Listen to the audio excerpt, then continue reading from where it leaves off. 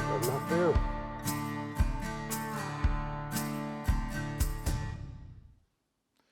Welcome back, folks. I'm Ken Green with Adventure Outdoors Media Group. We're back again at Outdoor Pros. I'm here with Gord Follett again this evening to continue our chat from last time. We talked about moose populations and we touched on the topic of catch and release, and we decided we're going to continue our chat. And thanks for coming back and having this conversation. Glad to do it. Thanks for the opportunity. Excellent. Gord, another study has been done by the provincial government on catch and release. And to no surprise, we get the same results that we've always gotten. Not really sure how many more of these studies need to be done to prove the point. What's your take on it? You know what, this was a really comprehensive study. And I've gone through it 3 or 4 times. I've seen everything that the researchers did with it. And when they come up with this, that, 18 degrees and under water temperatures, it works in like 96% of the time. And to have people still come back and say, no, I don't believe it, I don't know what else to do. Like, I want people have their own beliefs, and okay, I'm not going to criticize them for that. But like, we've had enough experience with the fish to know that, boys, you're always talking about these fish going belly up. I haven't seen very many, right? No. And like all the years I fished at Torrent River, I've seen 3 fish belly up, and 2 of them were all torn up. And I believe years ago, there might have been a problem with the fishway.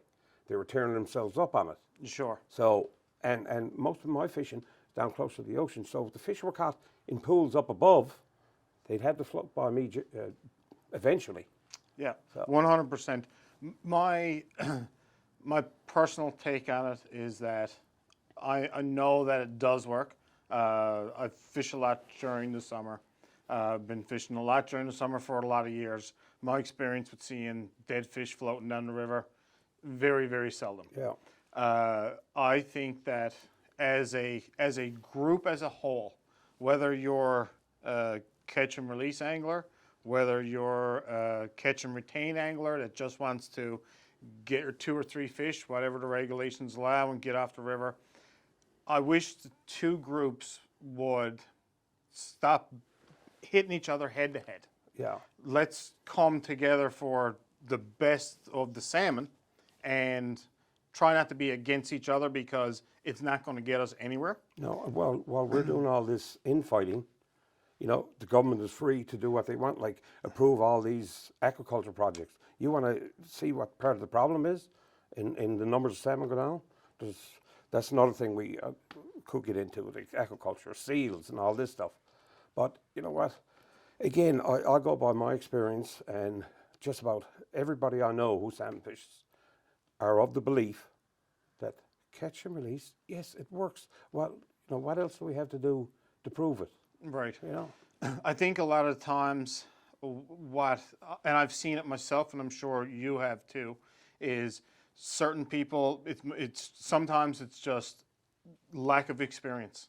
And, early in my years, did I release every fish in a perfect manner? Absolutely not. No. It takes a bit of time, a bit of practice, and a bit of guidance to learn it the right way. I kind of wish, and a lot of people are going to really not like me for saying this, I kind of wish the government would have a program where you had to go do a course. And all the money that got paid in to go and do your little half-hour, 40-minute course, take all that money, put it back into the resource, then you're going to educate the people that need to be educated a whole lot more. And you know what? Someone like myself or yourself that has been doing it for a long time, what's 45 minutes? Yeah, that could work, but I really can't see that happening, for government doing that. It would be great if they did, and maybe the answer is a little more education. I mean, government in recent years are using social media so much. Yes. Like now, everything is about come home year. you know, and they're using social media. Get a proper catch and release video. Everybody's on social media, you know, Right. post it, share it now and then, especially leading up to and during the season. You know, it's not rocket science. And like, am I trying to say that 99% of the fish live? No, I know, I've been around. I know when, you know, people, whether through lack of experience or they don't care, whatever, I've seen them improperly handle fish. Now, if they're going to tag it and they want to drag it in on the rocks, well, you know, that's So up be to it. them, right? But there's, yes, there's faults with everything. Yes, Gord, you're exactly right. You know, going back to the two different groups as, you know, the catch and release portion and the, you know, anti-catch and release portion or the retention portion. You know, unfortunately, there's a few bad apples on both sides that tend to cause the friction between each other. The retention anglers, for example, and I'm not saying that they're all like this, but there are a few. Yeah, there's a percentage of salmon anglers who are strictly catch and release. That's their belief, you know, that's fine. Then there's some who want to get their fish, whether it's 2, 3, or 4, whatever they're allowed, get off the river. That's fine. Then I think the majority of us, we want to tag a couple of fish, but we want to catch and release as well. Right. So I mean, if there was no controversy, just let everybody do what they enjoy doing. You know, the people who want to catch a 2 fish, get off the river, okay. You know, why fight about it? Sure. You know. Look, as long as the populations can sustain it, Yeah. I have no issue with it, to be honest with you. Personally, myself, I may randomly keep one fish. If I do keep that fish, it's probably a fish that has a scar from a seal that's probably going to get an infection and die anyway. Yeah. Because I have enough people coming and going that, you know, I probably get 1 or 2 meals anyway. Yeah. And I'm fine with that. Back to what I was saying earlier is that, you know, when you got groups sort of going against each other instead of working together, a lot of that starts from if you got a retention angler that the particular fish that he has to tag, it has to be at least 5 pounds, it has to be at least 60 centimeters. Yeah. And then has no problem releasing the 3-pounders, Yeah. but, you know, I hear I'm ya. going to release 10, but I don't believe in catch and release to get my 2 5+ pounders. Yeah. And then you do have certain release anglers that their techniques have been terrible, and the retention angler that wants more tags is saying, look at this guy over here hauling this fish up against the rocks and releasing it. And that's where that Yeah. becomes an issue. Yeah. That's where it So, starts. you know, just like to talk about some general healthy catch and release techniques. Yep. For me personally, a lot of times with grills, I won't use a net if the fish is in fairly quick. I try to stick to like the 15, 20 second per pound rule, especially with grills. Yeah. When it gets to fish that are, you know, 12, 14 and above, I'm trying to stick to the 30 seconds a pound. Yeah. And I've been fairly successful with that. I have not smashed off rods doing it. I've straightened out a few hooks before I've broken off leaders, and it seems to work. Like to touch on nets just a little bit. There's numerous options of nets that are great for safe release of fish. Got a couple here. This is a fish pond one. This one here is also a fish pond one, just a little smaller, little deeper basket. Both very light and very durable. The number one consideration, of course, is the rubber mesh. Great point. Yeah. Great point. This one here is, I like this if I'm in a boat. I'm not a big fan of lugging it on long walks. No. This is a Moby. I like how it acts as a cradle. The fish will usually lie in it fairly good, and you don't have to do a whole lot of handling. However, lugging it around isn't always excellent. This here is my favorite. This is much cheaper than the other two. This is $109. It has a big, deep basket. Again, yeah. rubber Rubber mesh. rubber Okay. mesh, and Very collapsible. Usually tie a skate lace or something like that around it. Throw it over my neck. Now I can't get it to go back in.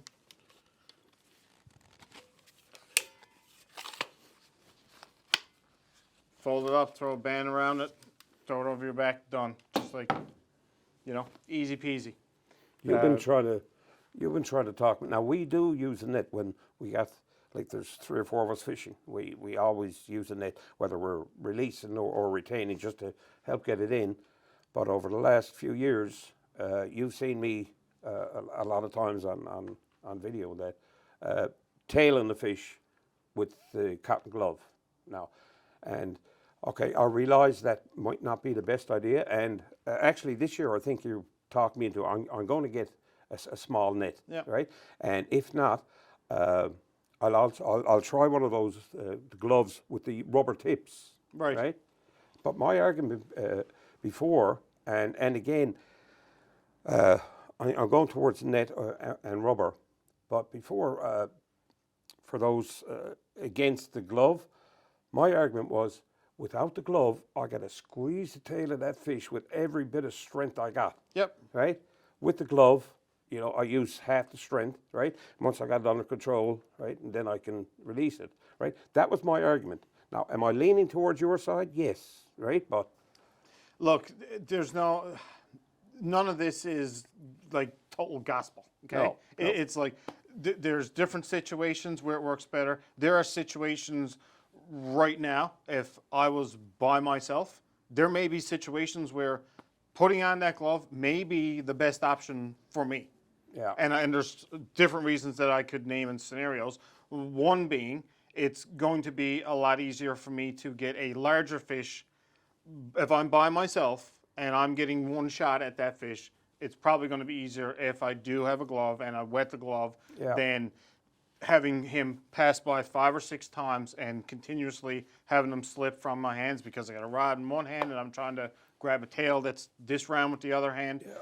There may be circumstances where I may say, if I had it right now, I would put it on. Yeah, because he's splashing her mad, overexerting himself, whereas maybe at this time, if I had the glove, I could get the hook out. If you watch people handling fish that are 10 plus pounds, a lot of times the hardest battle that they have with that fish is the last couple minutes of getting someone to tail it that doesn't have a net or doesn't have a safety release glove. You can get them. Hopefully, OP will order some in. Yeah. I know I gave one to a good buddy of mine, Mark in Gander, and it's just it's a rubber mesh. Slips over your hand, drawstring goes tight to your wrist, and your hand is inside the rubber mesh, and they work fantastic. I've got the cotton ones that I use for hunting, when it's not too cold, with the rubber tips all over. Right. So that would suit a great purpose too, rather than you know what? I was, as we were talking there, I was thinking maybe a suggestion, and I'm going back a little bit in our conversation when I've talked about education. You've got your own program. I've got the YouTube channel. Maybe, at least I'm going to try it sometime this summer. Yeah. I want to try to do, to teach people who are new to it. I'll get one of my buddies to film a proper catch and release.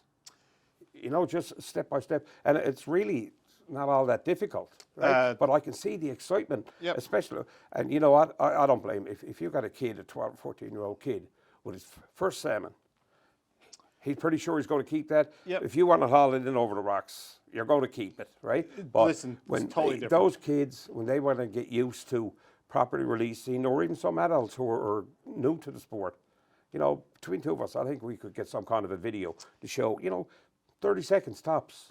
Tight loops, tight lines. Follow them on Facebook. Yeah. Terry and Castine did a fantastic release video. Yeah, I do. I follow them. Last year. Guys, hope you don't mind me mentioning it.